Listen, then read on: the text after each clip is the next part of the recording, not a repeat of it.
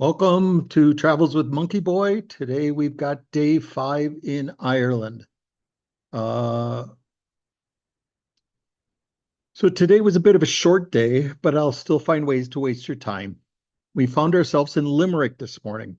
As I learned in my Catholic grade school 50 years ago, limericks are 5-line poems where lines 1, 2, and 5 rhyme and lines 3 and 4 rhyme. Limerick started in the early 1700s as vulgar bar songs. The most famous started with "There once was a man from Nantucket." As this is a family blog, you can Google the rest. The rumor is that these little poems originated in County Limerick, which is why they bear the name Limerick. I suspect the poems are more famous than the city. Still, the city should be famous. Seems the ancient Greeks knew about Limerick, as the second century astronomer Ptolemy had it labeled on his map. In fact, there is an island on the River Shannon within the city limits that's old Gaelic name was the Island of the Dark-Haired Foreigners. Well, that is a weird name for an island. Historians suggest that this is where the Greek mariners came. As you look at the map a little bit later, when I show you, Limerick is an inland sea, but the River Shannon flows through Limerick, then into a 50-mile long estuary. An estuary is basically saltwater tidal basin, typically carved out by a river. So the idea that a seafaring people could visit this inland city is plausible. As if to test the theory out, 1,200 years ago, the Vikings came up the estuary, found the ancient Celtic village, pillaged it, burned it down, and then established their own town and gave it the name Limerick. From the kingdom of Limerick, they were able to attack and plunder monasteries throughout Ireland for 100 years. Oh, those crazy Vikings. Today, Limerick is the third largest city in Ireland with 100,000 people. It's about the size of Green Bay. If you know the band The Cranberries, they were from Limerick, as is the author Frank McCourt, Angela's Ashes fame. The girls insisted on a morning of shopping, so I just kind of sat around the apartment, which was not so gloomy in the daylight. We had asked for a 2-hour extension on our Airbnb because while it was a bit sus, the internet was good and Lizzie had an online class she had to take at noon. With this time, Danielle and I went to the Hunt Museum. The Hunt Museum is a curious little museum. John Hunt was an amateur archaeologist and full-time art dealer. In the 1930s, he and his German wife Gertrude would buy and sell art they had found, and in 1934 opened a famous art gallery in London that was frequented by the Queen. They were never super rich, but rich and in the know of what was valuable. Over their lives, they were able to find unique art that wasn't staggeringly popular and kept it for themselves. When they died, they'd collected over 2,000 pieces of art and bequeathed it to Limerick. So if you can imagine, over 50 years of collecting bits and pieces of art, they ended up with a curious collection that included Picasso, Renoir, Gauguin, 10,000-year-old figurines, medieval weapons, Chinese pottery, 1950s clothing sketches, religious artifacts, jewelry. It wasn't like a great art gallery or a great history museum. It was like your crazy rich aunt's attic. There are few ways more fun to spend a couple of hours than wandering around this odd collection. The final stop on our trip was Birr Castle, which was conveniently on our way between Limerick and Dublin. The world is filled with so many crazy, interesting things that your tour bus drivers drive by and you never even know they existed. But if you do your research, you can find them. Birr Castle is the sort of place that isn't on anyone's top places list, but it's crazy interesting. What would you do if you have a massive amount of money in the 1800s? The first castle we went to a few days ago had taxidermy boxing squirrels in a diorama. A bow to that guy for using his money in a weird way. But here, well, even crazier. Birr Castle was built in the 1500s. The Parsons family moved to Ireland from England in the early 1600s, and James I gave them the castle. We hear a lot about James I on this trip, as the Tudor period was a major period of Irish transformation by the Bodinsky English. The Parsons family inherited the title Earl of Rosse in the early 1800s, and they continue to carry that title and live in Birr Castle to this day. Living in the castle is Brendan Parsons, the 7th Earl of Rosse. His daughter is the goddaughter of Princess Margaret of England, and he is a graduate and honorary fellow of Trinity College.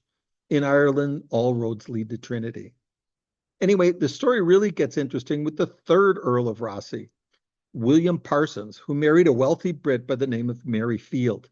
Mary was super wealthy and odd for the time, as her father had no sons, so he had his daughters educated in math and science.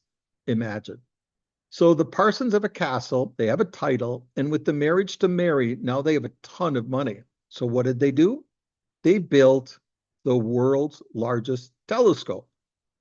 Not only was the Birr Leviathan a 72-inch reflecting telescope, the largest telescope in the world, it would remain the largest telescope from 1845 to 1917. So 72 years as the largest telescope in the world. With this megascope and the clear skies of the middle of nowhere, Ireland, amateur astronomer William Parsons found the spiraling nature of galaxies and found and named the Crab Nebula. Mary went on to be a trailblazer in the world of photography. Many of her photographs are on display in the castle, and her darkroom still exists in the castle and is the oldest intact darkroom in the world. So Birr Castle is not a castle you can visit because the family lives there, but they've turned part of the castle into a science visitor center and then opened the grounds. There are 120 acres of parkland with 2 rivers, a lake, and a waterfall. And because anything can grow in Ireland, there are 5,000 species of plants, including the attempt to reintroduce giant redwoods to Ireland in the Giant's Grove, the world's tallest box elders, and a collection of trees from China. Then in the middle of the park is a resting spot for the actual Leviathan. It's kind of an ugly old wooden tube in the middle of these glorious grounds, but the history is so cool. Thus ended our round trip. We drove uneventfully to Dublin, and I will detail the days on my last post. Okay, that's the story, and let me share with you my screen. Sharing.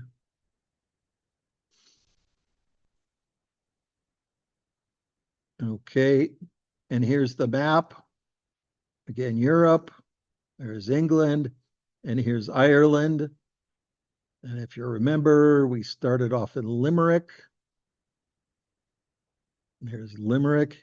Here's the estuary. So this is salt water all the way up to Limerick, 50 miles into the sound. That's what, 90 kilometers into the island, accessible by the sea.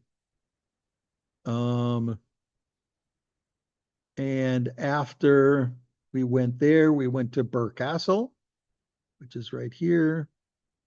Zoom in a little bit. Very cute little town. It's just a village. There's very few people there, but we had a nice lunch.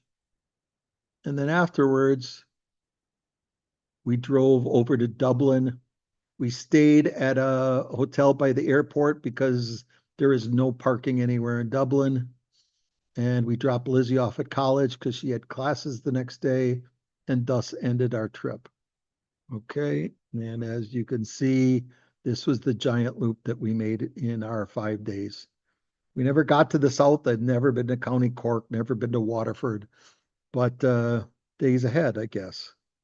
Okay, and here are the few pictures that I took. Whoa. This is the start. This is King John's Castle in Limerick. Again, the swans floating on the water. Ireland is so pretty.